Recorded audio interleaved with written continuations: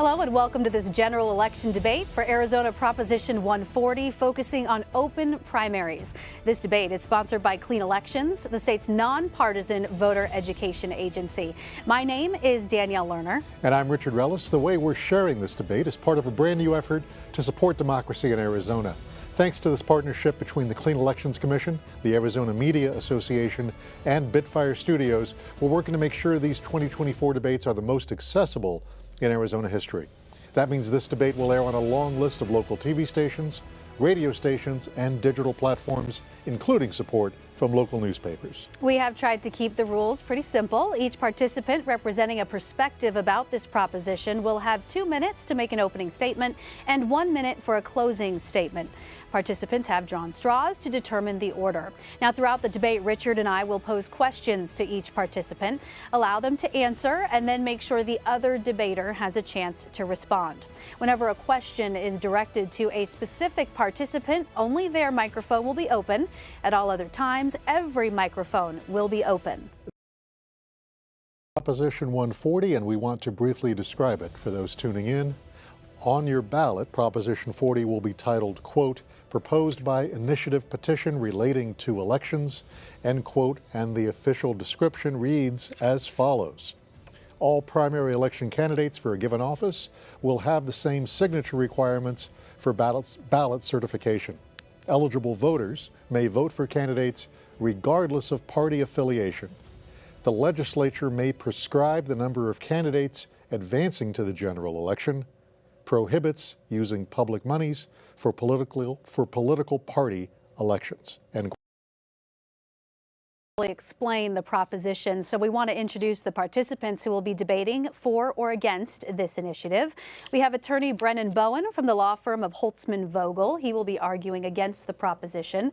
And Prop 140 chair and former Phoenix Mayor Paul Johnson will be arguing for the proposition. Welcome to both of you, and thank you for being here. Thank you. Thanks. For opening statements, we would like to ask each of you to explain the measure and why you are for or against it. Mr. Johnson, you have the first opening statement. You have 2 minutes. Thank you. Well, first, I'd like to thank Clean Elections for holding this. It's important that we do this. And I'd like to thank both Danielle and Richard also for being moderators. I'd also like to thank Brennan. I'm a little upset. You know, there are older people you could have picked. You picked a younger, better looking guy than me. But nonetheless, Brennan, thank you very much for being here. And most importantly, I'd like to thank the people who are watching, the people who are taking part in this. Prop 140 is called the Make Elections Fair Act. Now, why is it called that? Because the existing system is unfair. Today, if you are about 1/3 of all voters are either independent or unaffiliated voters, and they're discriminated against in a wide variety of ways. I'm going to give you one. We'll talk about more. I only have 2 minutes, but the one big one is that if you decide as an unaffiliated candidate or an independent candidate to run for office on a statewide basis, you need 6,000 signatures if you run as a Democrat. You need 6,000 signatures if you run as a Republican. You need almost 40,000 signatures to run as an independent. Now, that's just not fair, but it is intentional. And it's intentionally done by the two parties because they don't want independents to be able to participate. Now, if you want to vote for a Republican or Democrat, our initiative protects that. I believe you ought to have the right to not only vote for a Democrat or Republican, but I also think that if you want to vote for a far-right person or far-left, that should be your choice. But independent candidates have something to offer as well, as do independent voters. The existing system that we have today, it's failing you, and it's failing you in a wide variety of ways. But mainly, these candidates are elected in these partisan primaries by people who basically hold grievances and very small percentages of the public. They effectively have halted our candidates' ability to find compromise on issues like immigration, education, balancing the federal budget. We're going to talk about today this initiative. This initiative works. We know it works. We have evidence that it works, and it's worked right here in Arizona in all of your city elections where the same thing is held true. Thank you. Thank you, Mr. Johnson. Mr. Bowen, you have 2 minutes for your opening statement. Well, I'd like to echo Mr. Johnson's sentiment that thankful you're tuning in tonight and thankful to the Clean Elections Commission for the opportunity to have this debate. I think that might be where our agreement stops for this evening. I believe the most succinct way to sum up Prop 140 is that it is a cure worse than the disease. I'll start by listing some of the effects of the proposition and then talk about some of the mechanics on how it actually does that. In Arizona specifically, Prop 140 will create a patchwork ballot. It will increase voter confusion. It reduces transparency in how the results of elections are generated. It will consolidate more power in the executive branch, in particular the Secretary of State's office, and will likely narrow the options available to voters at the general election. It does this by changing Arizona's primary election system, its general election system, redistributing the power amongst the branches in a way we have not seen in Arizona history.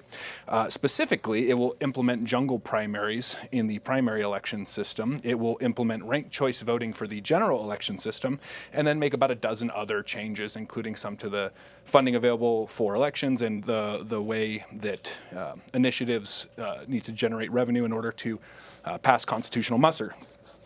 It makes these changes and gives self-interested politicians, including the Secretary of State, the ability to determine how many candidates will advance from the primary election to the general election, including for their own offices. This is legislative power that the secretaries never had in Arizona's history, and it's not one that's easily changed. If either the legislature or the secretary sets a number of candidates that get to advance from the primary to the general, that number cannot be changed for 6 years. This is flouting a bedrock principle of constitutional law, which is that legislative bodies are not bound by their previous legislative bodies. They're sovereign, and they can make new laws because the people voted them in to do just that. But Prop 140 does away with that, at least in some regards. In short, Prop 140 is a massive restructuring of Arizona's elections and systems of government that will make elections more confusing, more costly, harder to administrate, create longer wait lines for voting and in receiving results, and will be difficult to change if people are unsatisfied with it. That is your time, and thank you. And we will spend some time, if you two have an hour or so, to go through how this would work in a cycle. But let's begin sort of general overview. Mr. Johnson talked about the domination of the current system by two parties. Why is that domination currently a good idea? I don't know that domination by the parties is necessarily a good idea. I just don't think Prop 140 is the means of fixing it. If, for instance, you wanted to give independents a larger vote, there are much simpler ways to do that. You can make it easier for independent candidates to qualify for the ballot. There's no need to implement something like ranked choice voting, which might, in fact, ensure that independents never get to the ballot. It's part of the reason the Arizona Libertarian Party recently came out in opposition to Prop 140. For example, let's say that you have 3 candidates who are advancing from the primary in the gubernatorial race to the general. Let's say that you take the top 3 vote getters from the primary, and it happens to be 2 Republicans and a Democrat. Independents have no more say. Or if it happens to be 2 independents and a Republican, then Democrats won't have anybody to vote for from their party for the general election. So I don't know that it's giving voters any greater opportunity. Now, Mr. Johnson, you talked about the importance of independent voters and candidates having a place at the table. Currently, independent voters are able to take part in primaries by asking for a ballot. Most don't. So does this mean that the hurdle to the ballot is too high? Does it mean that independent voters don't want to participate in the primary? How do you interpret that? So I want to first respond to this issue of what our initiative is. Look, I've been involved in 14 initiatives, and the job of the opposition is always to confuse you, because if you're confused, you vote no. But let me tell you what this isn't. It's not ranked choice voting. That's just not true. All right, we do not do ranked choice voting. It also is not a jungle primary. It's not the California primary. Those are the things that they tell you to confuse you. Our initiative does 3 simple things. The first one, it ensures that all independent voters and independent candidates are treated equally. The second thing that it does, it says that if you're going to hold the primary and you're going to exclude independents from taking part, as they do in the presidential primaries, you can't use their taxpayers' dollars to pay for it. And the third thing that it does is it creates an open primary where all candidates run in the primary system, and they run against one another, and the voters have the right to choose amongst any of them. It gives them the ability to vote for a Democrat, Republican, independent, or unaffiliated voter. In terms of the hurdles, there are many hurdles that are in the way of independence. Start with, if you're an independent voter, if you're a Republican or Democrat, you are on the automatic revoting list. They send you out a ballot. They say, okay, you're included automatically. If you're an independent, you have to request it. If you're an independent candidate, you have to collect more signatures. If you're an independent candidate, you're last on the ballot, right? There's a reason that there are no independents because the existing system is geared against them intentionally. And it's because the two parties want to hang on to power. Now, my own view is this. I think that the Republican Party and the Democratic Party both offer a great benefit to society, but they shouldn't have the exclusive on our elections. They shouldn't be the ones that get to hold the primaries as they do today. And Mr. Bowen, if this passed and independent voters automatically were injected into that primary system, how do you think that would skew the results? Oh, well, it depends on how many people qualify for the ballot in the independent party. But I'd also like to briefly respond to what Mr. Johnson said, that the goal here is confusion. I respectfully disagree. I'd love to elucidate the matter. You can call jungle primaries or open primaries by whatever name, but the effect is this. It will open up primary elections to where, regardless of party affiliation, you appear on the primary ballot. And regardless of party affiliation, you are voting for everyone on that ballot. So Republicans aren't voting strictly for Republicans. Democrats aren't voting strictly for Democrats. Independents don't get to just pick to participate in one or the other. Everyone of every affiliation is voting for candidates of every affiliation. You can call that an open primary. You can call that a jungle primary. The point remains the same, that this is a dramatic change in Arizona's election law. And the contention that ranked choice voting is not included in this initiative is just flatly false. In Section 4 and 6 of the initiative... Well, we are going to walk through the process. Well, then I won't jump the gun here, but yes. And I guess let's walk through the process, what a cycle would look like under this system. We talk about all the candidates needing to get the same number of signatures. What number of signatures, how would that be determined? So the legislature would determine the amount of signatures, but they couldn't discriminate between an independent or an unaffiliated voter versus a Democrat or Republican. Whatever number they picked, it would have to be the same. They couldn't discriminate against an independent or an unaffiliated voter. All voters have to be treated equally. The process is pretty simple. In fact, almost everyone that we've spoken to, Secretary of States, recorders, all say this is easier. By the way, it's not new. We do this in every city in Arizona. I've run in both. I understand both systems. I can tell you, the open primary system is a lot better. But most importantly, not discriminating against those people who have differing ideas, who are independents or unaffiliated, who now make up the majority of voters. It's just not fair. And just to get granular, do you think the percentage would be based on, as it is now, number of registered voters, a percentage would just be picked by the lawmakers? Yeah, so just making my guess, I know incumbents, there are two things incumbents want. They don't want to have to go do a lot of work, like collecting a lot of signatures. So if they set their number low, they're going to have to set everybody else's low. If they set theirs high, they have to set everyone else's high. Here's the second thing they want. No opposition, which is what the partisan primaries give you. So let me do a little math for you so you can think about this. Today, about 80% of the voters are registered to vote. Of that 80%, about a third are Democrat, third are Republican, a third are independent. You can argue about 1 or 2 points, but that's about what it is. So if you have a Republican primary, go ahead and times that 70, 80% by the 33%, you get down to about 25%. However, the turnout in those elections is literally only about 25 to 35% of the voters. You're talking about 8% of the people who will vote in one of those primaries. And here's where it gets hideous. It gets hideous in that out of 5,000 seats in America today, 70% are decided in the primary, meaning they never have an opposition. They never have to go talk to people in the other party. They never have to knock on a Democrat or an independent's door if they're a Republican, or the reverse if they're a Democrat.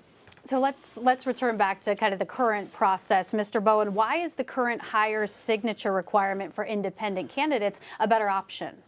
Again, I don't know that that's a better option. I just think Prop 140 is a worse option. It's a cure worse than the disease, as I said earlier. If you're wanting to allow independents a more equal access to the ballot, you could, say, have independents get ballots automatically sent to them the same way that they're automatically sent to Republican and Democrat voters who are registered for the active early voter list. We could do that for independents. We could change the signature requirements so that they were uniform across the board. We could open up a more party-style system for an independent party, allowing for a third party. I'm not opposed to competition and talking with people across the aisle and people actively participating, but Prop 140 goes way beyond that in a number of areas. And I just want to say something on that. It doesn't go way beyond what I said, all right? But number two, and this is important, yeah, they could do it, and they never will. They never will. And they won't, because the parties want to maintain control of the existing system. It's a duopoly. And that duopoly has no desire to allow independents or unaffiliated voters or candidates participate. And again, we're trying to go step by step through the process. With the signature requirements, do you expect, if this goes through, the number of candidates on a ballot would be, for the primary, would be about the same as we're seeing now? No, just for a simple fact that the number of candidates that you will be receiving on your primary ballot is now just not going to include only your affiliated party. You're going to have parties with whom you're not affiliated at all. So if you're combining all of those together, you're naturally going to have on your particular ballot far more candidates than you've ever had in the past. Even in a very large, say, Republican primary where you had 10 candidates who were competing. Well, you combine in the Democrats and independents, you're just necessarily going to have more. So I don't know that the signature requirement changes a whole lot. I think it's the combining all of them into one primary ballot that is going to create the larger list, the longer ballot, the longer wait times while voting that ballot, and the more candidates you have to sort through on your ballot to figure out who you want. So after the primary is held, the initiative outlines a process to determine what the general election ballot looks like. In one scenario, the legislature enacts a law determining how many candidates advance. The initiative does set some minimum and maximum numbers. Explain why this is thrown under the initiative to the legislature, and what do you think will factor into that decision? The legislature today makes all decisions as it relates to elections with very little control by the people or by the Constitution. Very little control. They have the control over the general election. They have control over the primary election. They have control over how independents are treated. Right? We take two of those things away. We take away from them the right to make a decision about discriminating between voters. We make that very solid. Number two, we take away their right to make the decision in a primary. The primary is simple. It's an open primary. Now, the general election is still up to them. They still get to make the choice as to how that operates. They could choose two people to advance forward, or they could choose 3, 4, or 5. The reason that we said that you would use ranked choice voting if you pick 3, 4, or 5, it's not required, but if they picked it, is because we want to make certain that a majority elects someone and that they're not being elected by 20%. But the legislature will still make the general election or the runoff election decision. Today they have control over all three. Our initiative is simple. We only take two parts away from them. Mr. Bowen, how do you see this playing out? How would lawmakers make this decision if it was thrown to them? Well, predicting the legislature's actions, I think, is a fool's errand. But let's say that the legislature is deadlocked or split between Republicans and Democrats in the House or Senate or whatever variation may be. The decision then gets kicked to the Secretary of State. And that's something we're not talking about, is the redistribution of the separation of powers in Arizona. The Secretary will now have the ability to do what the legislature does, legislate. He can choose the number of candidates that advance from the primary to the general. And once that number is determined, the legislature is bound by that for 6 years. So it's not giving any more authority to the people. If the people put in an entire new legislative body on the premise that you are going to go reduce this because we don't like having 5 candidates advance to the general and then implementing ranked choice voting after that, there's nothing they can do for 6 years. They are stuck. Mr. Johnson, I'd like to go back to something you touched on just a few moments ago, where you talked about how the current system really promotes those two parties dominating. One criticism of Prop 140 is that it could essentially create single-party ballots. How do you respond to that concern? No, it's poppycock. It doesn't create one-party ballots. Every single candidate runs in the primary. The primary starts to become the more important election because that's where you have the most amount of choices. Again, city elections. They happen all the time. And in city elections, here's what I can tell you. In Democratic districts, Democrats usually win. Republican districts, Republicans usually win. But I do want you to think about the effect that this has on a candidate. So think about the following. When I first ran for city council, I ran in a 2-to-1 Republican district. I was 23 years old. I didn't know any better. But I got a list of everybody that was in that district, Republicans, Democrats, Independents. I knocked on 80,000 doors. I sent out 23,000 postcards to people that I spoke to. Now, when you speak to Republicans, Democrats, they tell you about their local park or their neighborhood school. But when you talk to Republicans, they might tell you about their business and how closing a street was harming them or how regulations were harming them. It wasn't hard to see that maybe these two things were actually connected, right? If you run for the legislature in that same district, you're not going to go get every Democrat, Republican, and Independent. You're only going to get the names of the people in your party. And because 70 to 80% of the seats in Arizona are stacked, meaning the person who wins the primary is over, when you get done talking to them, you never even have to talk to people on the other side. That's why we have these divisions. That's why the problem exists that we have today, because they're not trained to talk to other people. They're not incentivized to listen to other people. If we're going to fix the problems that we have in our society, we have to learn to listen to people who don't think like we think. And an open primary definitely assures that happening. Again, I've run in both. It's a huge difference how a candidate starts looking at issues in an open primary versus a closed one. And real quickly, Mr. Bowen, your response to concerns that Prop 140 would create a single-party ballots or a uniparty? I'm very concerned. As I started with in the opening, there's a very real possibility where, let's use again the gubernatorial election. You have 3 candidates advancing. You have a massive open primary. Let's say you get the 3 top vote getters are 2 Republicans and an independent. Democrats will have no candidate available to them at the general election.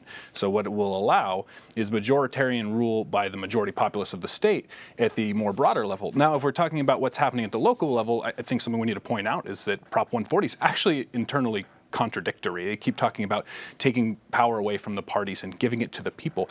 But what Prop 140 silently does, and it hasn't been trumpeted, is it eliminates the requirement for any form of direct primary elections at the city level. So you could, in fact, have, it is true, I'll point to you later, you could, in fact, have the elimination of a primary system, partisan actors and their parties pick who they want and just send that person along to the general. It strikes it from, I believe, Article 7, Section 10 is the requirement for direct primaries, which includes cities, and it strikes cities out of that. I'd like to respond to that. First, I want to apologize, Brennan, for interrupting you. That's not what I should be doing. What I will say, though, is this. In terms of what this does, go to our website, Make Elections Fair. Take a look at the initiative yourself. It just doesn't tell cities that they can't run the exact same election that they do now. In fact, quite the opposite. We like what cities are doing. We've had this way over-lawyered. We spent time asking all these very questions. We've been tested in the court system. The answer is, that's not what it does. The also answer is, it doesn't create a ranked choice voting. It's an open primary. We're going to get there. Yeah.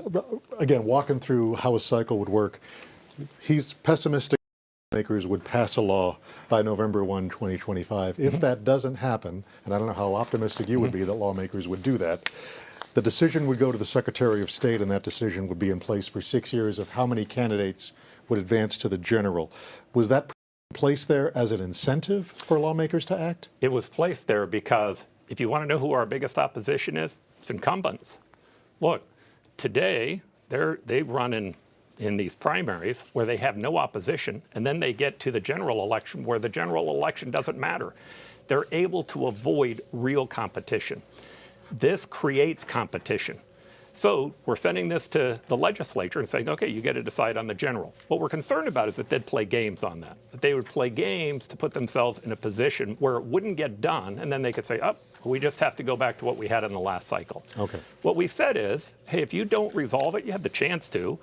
My guess is they're going to do a top 2. I don't know, but that's my guess of what they're going to do. But if they don't resolve it in any means that they want, then it goes to the Secretary of State, and he can get this done so that we can start sending out ballots to people to follow what the people said that they wanted, which would be an open primary. Let's circle back and touch on ranked choice voting as that continues to pop up here.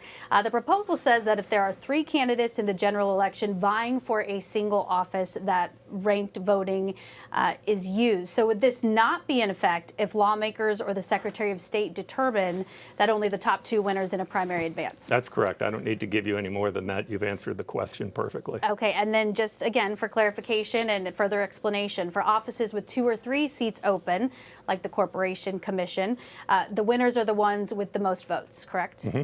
Okay, so is this designed then to eliminate plurality? So when a candidate that arguably most voters did choose ends up winning by 35 or 40% or so? Our initiative requires that you have to get to 50%. That's our goal. What I know from seeing and being involved in city elections is the last thing that you want is to have 4 candidates running, all of them get 25%, maybe the most extreme one had 26, and he ends up or she ends up winning. The goal is that we know that you have to have a runoff. And when you have a runoff, you want to make certain that you get to the candidate who has a majority. How the legislature determines that that's going to work, that's still up to them. Now, in the future, voters may come back and take that second part over as well. We wanted to keep ours simple so it's easy to understand, so that you wouldn't have the confusion of saying this is a jungle primary or a top two or a ranked choice voting. Ours simply makes certain that you equalize between all candidates and all voters. They're all treated equally. You can't take taxpayers' money for an election that you don't let people participate in, and that you have an open primary. And if you want an experiment, if you say, hey, I'd like to see it work, City of Phoenix, City of Mesa, City of Tempe, City of Glendale, they all do it. And they've been doing it for a long time. Now, ranked choice voting, cue the ominous music, is it valid for voters to be able to express their choice this way, like I like candidate A, I like candidate B, but I don't like candidate C? What is wrong with the voter being able to express that through the markings on a ballot? I guess it depends what you mean by valid. If you mean, is that an effective way for the voter to express those intents, then I would say no, it's not. And first, let me just back up a little bit. It is a truism to say that ranked choice voting is only implemented if you have 3 or more candidates running for an office where one person is going to be appointed. By definition, if you only have 2 people running for that office, then you are going to have one versus the other. There's nothing to rank. It's 1 and 2. You cast the vote for the one you want, you don't for the one you don't want. So in effect, this is ranked choice voting across the board. It's not when there's only 2 candidates, but that's because it's impossible to implement ranked choice voting with 2 candidates. Second, whether people will be able to properly express themselves. This is a big problem with ranked choice voting, and this is the fictional majority that's being created. So I'll give you a perfect example. In the Alaska 2022 special congressional election, the candidate who ultimately ended up winning that won with a margin, I don't want to get this wrong here, of I believe 51.5% majority, we're told. The problem is that in reaching that majority, there were about 11,000 ballots that were what's called exhausted or thrown out. That is, the voter, say, has a pool of 5 potential candidates they can rank. They only rank the top 3 because they think the last 2 just aren't worth their salt. Well, in each successive round, when the least high vote getter is eliminated, it could happen that all the candidates they vote for, A, B, and C, who's I voted for, they're gone. All that's left is D and E. And they have to decide, do I want to vote for these people, do I not? They choose not to rank them, not to mark them. Well, when it's time to count the next round, and we're only down to D and E, your ballot's no good. There's nothing to count for you. So it's thrown out. It's not expressing the will of the people, and it creates a fictitious majority. So turning to that Alaska 2022 special election, that 51.5%, if you were to have included the 11,000 ballots that were thrown out, is actually a 48.4% plurality. These are fictitious majorities being reached as votes are thrown out. One more on ranked choice voting, and then we'll move on to another issue. But Mr. Johnson, how would tabulation of ranked choice voting work? And would we expect longer delays, or is there a timeliness element involved in that? Yeah, so first let me tell you this. This isn't a ranked choice voting effort. There's no reason for me to try to explain that. He keeps saying that it is. Read the initiative yourself. Go online. Take a look at it. It's not a ranked choice voting effort. If you want to oppose ranked choice voting, go to the legislature and tell them you don't want it, because we don't make that determination. The second thing that I would tell you is ranked choice voting is working fine in a lot of different places. I don't have a problem with ranked choice voting. It's just not what our initiative does. In the end, outcomes matter. So I had on my podcast, The Optimistic American, I had the Speaker of the Senate in Alaska come out, where they have ranked choice voting. They have an open primary, but they also have ranked choice voting on the back end. She had opposed both of those when it had gone forward. But she's become since then, since it's been implemented, a supporter. I said, hey, explain this to me. Why were you opposed to it before and now you're supportive of it? She said, well, 2 things. First, she said, in almost every district that was Democrat, Democrats won. Almost every district that was a Republican still won. She says it didn't have any effect on a Republican Alaska. She says, well, I'll tell you what the difference was. She said, under the old system, these were the top 3 issues. Number 1, whether the last election was fraudulent. The second issue was abortion. The third issue was who uses what bathrooms. And both parties were fighting over those. She said, since the new systems come into place, these are the top 3 issues: economic development, education, and transportation. You change the outcomes, and that's why we do this. That's why we look at it, because the existing system is failing you miserably. It's not getting the job done. Most Americans know that. You are choosing between two systems. We know the old system's failing. We're giving one here to try. It's not ranked choice voting. It's an open primary. By the way, you get to 80% of the problem by fixing the primary. Well, at a time right now when Arizona elections have come under so much scrutiny, you briefly touched on that there for a moment, both in 2020 and 2022. Mr. Bowen, I'll start with you. Is this the right time to try and change the system? I don't know when the right time to change the system is because I don't have a crystal ball. I can tell you it's not the right time for ranked choice voting because never is the right time for ranked choice voting.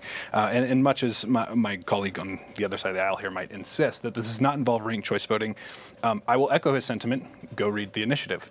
In Prop 140, if you go to Section 4, it removes the prohibition on ranked choice voting. And if you go to Section 6C, it requires ranked choice voting for 3+ candidate races for a single office. So again, if there's ever more than 2, you are going to have ranked choice voting. It might not have been the intent of the drafters, but that's what the language says, and if it gets passed, that's what it will do. As far as outcomes matter, I agree. The outcome of this legislation, it will be that ranked choice voting will be implemented in Arizona anytime there's more than 2 candidates, which is to say anytime it can possibly be implemented. And do you think, again, voters' confusion, we're dealing with people, issues of election integrity and people not trusting the system, is this the right time to change it? Their job's to confuse you, right? Yeah, if you have 3 people, meaning if the legislature says we're going to send the top 3 forward, you would have ranked choice voting. But they send the top 2 forward, you don't. It's that simple. So effectively, what happens in this is we're not dealing with the back end, but it does not require, nor is it, a ranked choice voting effort. And every lawyer I know that's worth his salt that's read this has said that. I mean, literally everyone. That's not to disparage him, but literally, even lawyers on his side have said that. So here's what I come back to. Is it the right time? I don't know. You think it's working the way that it's working today? Do you think that you're getting the results out of your elected officials that you want? Do you like the rancor, the division? Do you like the fact that these guys can't get along and find a way to cross the aisle and get things done? If you like those, there's actually a proposition on the ballot for you. It's called 133. It says let's put into the Constitution and let's leave the primaries as partisan primaries. But if you think we can do better, this offers you that opportunity. You gave us a lovely transition. That was the perfect segue to discuss that other proposal that deals with primaries on the ballot, Proposition 133. Let's walk through that just a bit. Mr. Bowen, starting with you, since you are against Prop 140, does that mean you are for Prop 133? Don't really know that I'm for or against Prop 133 either way, but as a lawyer who's just learning that he's not worth his salt, I will say that Prop 133 essentially just enshrines what already exists, and that is that if you are a Democrat or Republican and you go through the nomination process that is currently enshrined in statute, you will in fact qualify for the general. I think the more interesting question is what happens if both of these pass. There is going to be quite a bit of overlap that is going to be difficult to work out and almost necessitate the courts, and so hopefully lawyers like me who I think are worth their salt can help settle that issue.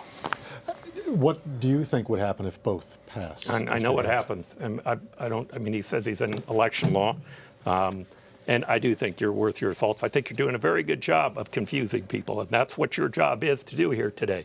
I know what the results are. The one with the highest votes is the one that goes into place. It's not complex. Now, if one loses, it's simple. But if both pass, it's the one with the most votes that is put into place. And again, just clarifying for folks at home, is a yes for one of these propositions essentially a no for the other? No, not necessarily. You could vote yes on both. I don't encourage it. I encourage you to pick between the two because they are two very different things, right? You could, if you like the existing partisan system, that's what 133 is. And by the way, I have some very good friends who love the partisan system the way that it works, people who are deeply partisan. For the most part, they're people who hate the people on the other side. They think they're evil. I'm an independent. My own personal view is I think both of them have value. I think both of them bring us something. If you believe that both of them have value, as do independents and unaffiliated, 140 is your choice. He brought up the idea that cities have used this. You say that there's something in the proposition that might change that. Yes. Tell us about what your view is of the cities that have used a system that mirrors this, all candidates in one primary. What is wrong with that before you get to how this might invalidate that, what is wrong with that being applied statewide? Well, I'm a bigger fan of local control, right? So there are things that I don't want the federal government to do that I'm okay with my state doing, and there's things that I don't want the state to implement statewide that I'm okay with the city doing, and the same thing with towns. As we get successively smaller, there's a lot of things that I'll let my 3-year-old daughter do. She can come and borrow money from dad and go out and get some candy.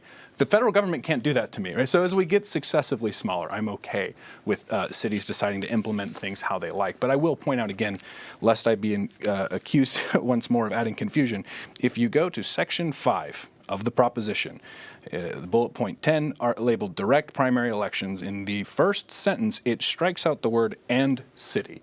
This is the requirement that cities hold direct primary elections.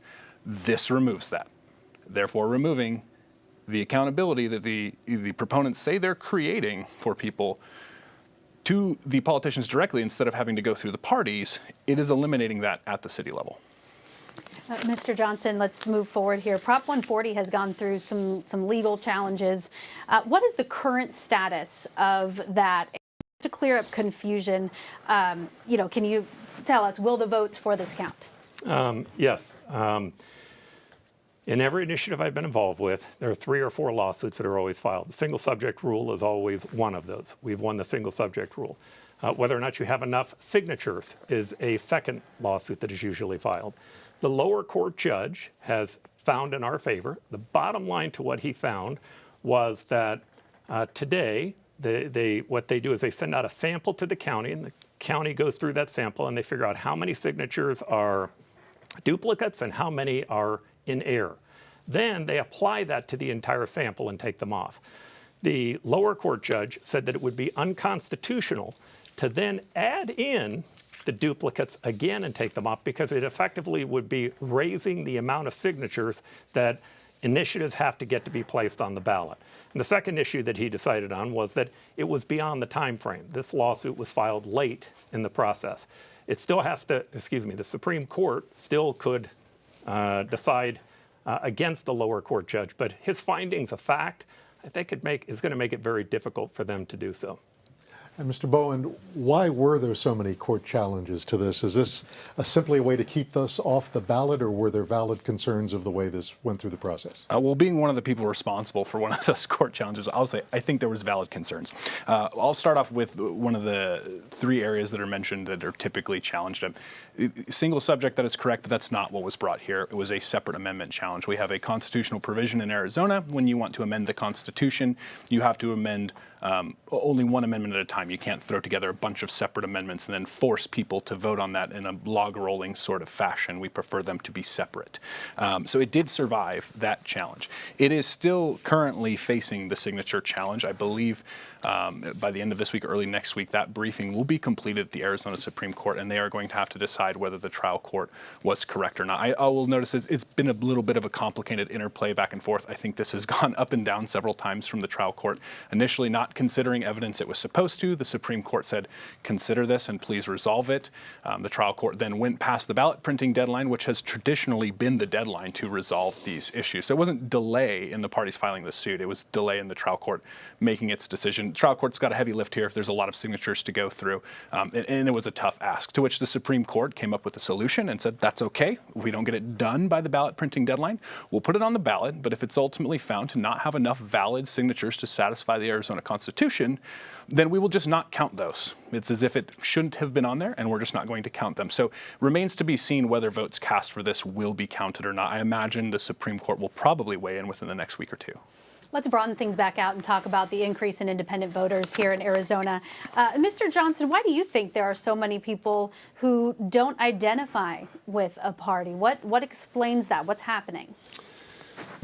I think what is happening is, for a long time, there's been discussion about a realignment that was going to happen in Arizona politics, meaning theoretically that Democrats, because Hispanics would grow in population, Democrats would increase their numbers. Well, the problem with that was Hispanics began to register as independents, not as Democrats. Overwhelmingly, in fact, one of the largest registered groups ends up being ends up being Hispanic voters that are independent. But there's not a realignment going on in our country, there's a disalignment. The disalignment is happening because the parties want you to believe that everything is binary. Everything is binary. So either you have to be pro-business or you have to be pro-labor. You can be pro-education or you can be pro-business. You can be pro-God or you can be pro-human rights. It's a binary choice, the way that the parties see it. Well, here's what I would tell you after having run an open primary. The first question is, how could you possibly be pro-labor without being pro-business? How can you be pro-business without being pro-education? And God doesn't support human rights? I'm not buying it. There are other answers. There are answers where we can find common ground on these things. And I think there are a lot of independents and unaffiliated voters who are just tired of the rancor and the inability to solve our problems. They like America. They like Arizona. They believe that this is a good place. I genuinely believe we live in one of the greatest countries ever in the history of mankind. We've done more to promote human progress than any other country ever. But our democracy is in trouble. Right? We have people who are beginning to lose faith in it. If we don't work on that, it is a significant challenge to the United States and then all that we've meant in the past. Let's talk about specific messages to different types of voters. Democrats in Arizona they hold the governor's office, they hold the attorney general's office. They've seen some gains against the Make America Great, Donald Trump aligned Republican Party. Why would a Democrat support this measure? I don't think anyone should support this measure. I will note that there has been bipartisan, maybe we can call it tripartisan opposition. As I noted earlier, the Arizona Libertarian Party came out in opposition to Prop 140. There are right-leaning groups such as the Arizona Free Enterprise Club who have come out in opposition to this. There are left-leaning groups such as the League of Women Voters who have come out in opposition to this. So I don't think it's a unifying thing across the spectrum that Republicans are for this or Democrats are for this and the opposite party is against this. There seems to be a groundswell of opposition to this regardless of party affiliation. And I think the ultimate question is it effective? And I don't think that it is. The problems that my colleague has identified, I agree, there are problems. Far too polarized, far too divided. I just don't think this does anything to fix it. What would you say, Mr. Johnson, to a Democrat who thinks, I'm okay going up against the parties that the Republicans have gone Brennan up picked against? out something certainly right. We've done a great job of unifying people on the far right and the far left. They want to leave it like it is. But that wasn't a surprise to us. We understood that. Look, the parties like the way that it works. They like the rancor. They like the fact that they're making that less than 8 to 10% of the public's actually making the decision about who's going to represent you. Of course they're opposed to it. It takes that control that they have today and it disperses it over a larger group of people. From my standpoint, that's a good thing. Let's talk about independents again for a moment. A mechanism already exists that allows them to vote in those party primaries. So would an education campaign be more effective than enshrining something in the Constitution? No, the system has been structurally designed to keep them out. You can educate them, but then they have to make certain that they fill out the file and send it back. And you have to make certain that they register in the party that they want to be in. And then you have to make certain that you go to the legislature and get them to change the signature count. And I can tell you for positive, because I've been working on this now for 20 years, they'll never do it. They've done it intentionally. They want to discriminate against those voters. Those are the people who want us to reach across the aisle. And the people that they get elected by, they're driven by grievances as opposed to aspirations. They're mad. They hate the other side. And the last thing they want to do is elect a system that's going to create competition for them. So if your question is, could we just educate them better? No, it's not going to work. You have to create a structure that allows them to participate, just like Democrats and Republicans have. Mr. Bowen, the publicity pamphlet on the initiative has letters of support from current and former mayors, state lawmakers, at least one governor, Governor Symington, former House Speaker Rusty Bowers, Senator DeConcini. Why are they wrong about this? They're wrong about this, I think, maybe despite best intentions on focusing on the wrong things. As I said, we brought a challenge to this on separate amendment grounds because we identified at least 12 to 15 different changes to Arizona's election system and system of governance. If this were just an open primary discussion, that would be great. But it's open primaries, ranked choice voting. It's changing the revenue source rule, which requires you to actually have funding if you're going to pass something that requires funding. It changes the way candidates are funded for by the Clean Elections Commissions for Democrat or Republican primaries. It does a number of things, and again, it is a cure worse than the disease. And ranked choice voting in particular, to the extent the goal here is to enfranchise people and get more people involved, ranked choice voting is a recipe for disenfranchisement. For example, in the New York City mayoral race in 2021, there was about 8 rounds of ranked choice voting because of the number of candidates that were on the ballot. It took 2 weeks to get the results. And by the time they did, the issue that I mentioned earlier about exhausted ballots, people who just got exhausted voting and did not rank everybody, or maybe they just only liked the top 4 and didn't want to number any of the bottom 4 because they didn't want them. The number of people who were exhausted and had their votes not counted because the people they tallied were eliminated after the first 4 rounds was 140,000 ballots. So I don't think this is an enfranchising provision. I think it is disenfranchising. I just say that if Mr. Brennan dislikes the dislikes the ranked choice voting, he should be happy about the fact that the overwhelming majority of legal scholars say this isn't that thing. Now, I know that that's his opinion. It's his legal opinion that it is. But it's not most people who read this. And in fact, it wasn't the intent of the people who put it together. It also wasn't the intent of the lawyers who helped us design it. This has been very carefully crafted to make certain our message is simple. Here's what the voters should pick on. Do you want an open primary or not? Now, what you'll notice is that he doesn't want to spend much time defending the existing system. He doesn't want to spend much time talking about the system that he wants to leave in place if this system goes away. And I'll tell you why. It's not defensible. It's failing us.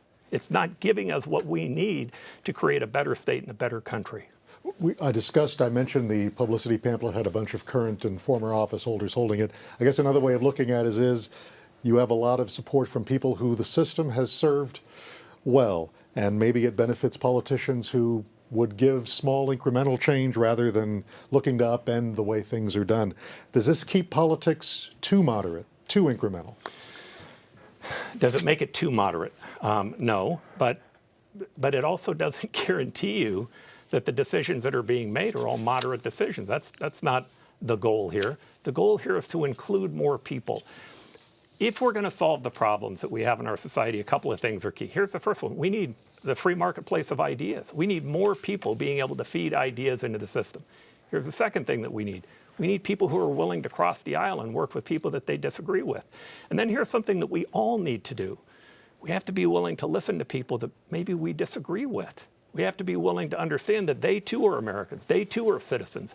What this does is it ensures a broader breadth of people who are listening to people outside those 2 political norms, those 2 partisan norms of the Democratic Party and the Republican Party, or at least the narrow group of people who vote in those primaries. And speaking of those parties, Mr. Bowen, in your opinion, what purposes have political parties served?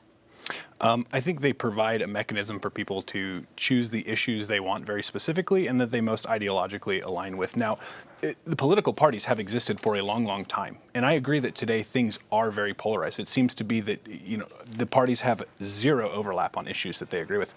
But that wasn't always the case. I mean, you can rewind the clock not that long ago and you could find pro-life Democrats. Hard to find these days. You could find, pro-union Republicans. Up until recently, that was not something you were going to find. It's shifting. So I think that there are cultural issues at play here, and we are attempting to legislate some cultural things that maybe we cannot change through legislation. That the party system has existed for a long time and has served varying interests. And yes, the parties shift and they change over time. But I think that shows that they're responsive to the people they serve, not that they're ignoring them. And that they are, in fact, very divided political parties, I think is the result of a culture that's very divided. I think we got the tail wagging the dog here. I don't think politics got divided and then people got divided. I think people got divided and then politics got divided. Decades ago, one of the last major election reforms in Arizona was the Clean Election. One of the sponsors of today. That was supposed to get money out of politics and get new people engaging with new ideas for voters. Some political analysts have said that the years since, that money was a way of vetting potential candidates, and that now has sort of produced the situation we have now. That gatekeeping option that parties had is gone. What would you say to a voter who's wary of enshrining this novel idea into the state constitution where, because of another voter-approved initiative, it would be very difficult to change? What I would say to them is, it is your choice. Right? You have a choice of voting for this measure or against this measure, or for 133 or against it. What I would encourage them to do is take a look at the existing system and ask if it's delivering the results that you think that it should be delivering. Take a look at your city council versus your legislature. There are a lot of people who look at the legislature and they say, no, I like the partisan system. My guess is you'd vote for Prop 133 if that's what you like. But most people, well, the polling's obvious on this. Here's an interesting polling statistic. About 19% of the public likes our legislature. About 19 to 20% likes Congress, sometimes down as low as 16. Cities in Arizona, with the exception of one, have a popularity number that's in the high 50s. Right? Around the country, that's true, except in cities that are partisan cities, and they fall right back down to 19. You can make government work. You can make it more responsive to the public, but not if you cut out a third of the voters. Those voters that you're talking about, today around the country, Gallup has listened to people, and they say that it's close to 50% of the public who identify with being independent. They're moving away from the parties, and the parties used to have all of the public inside of them. Now they're trying to maintain that control by cutting those people out who are independent and unaffiliated, and that's just not fair. Do you think the parties, a version of the question we asked him, do you think parties have a valid role to play? Did they have a different role to play that has now changed? Yes, I do. Let me start with this. First, I'm going to give you my philosophy because that's what this is. This isn't our initiative or the people that are on the committee, but you asked a question, so I'll answer it. I think that in our country's done a lot of great things. We've built dams and bridges. We've taken people to the moon. But the single greatest thing that our government ever did, is it empowered the individual over itself. Now, by doing that, we've created unbelievable things. The parties in the past had been helpful in that. Democratic Party, I think, has done a fairly good job of focusing on education and things that people oftentimes care about. But the Republican Party, at least until lately, had done a better job on business. My own personal opinion is those are symbiotic. They're connected. You want both of them to work. So I'm not looking to kick the Republicans and Democrats out. In fact, I think if they have to go compete for independence, they're going to become stronger as opposed to weaker. They become weaker because they're only trying to appeal to their extreme groups. But do I think they're important? I love my friends on both sides, and I have very Republican friends and very Democratic friends. I do think they provide a value. Mr. Bowen, very briefly on two matters. Do you think the parties are doing their job?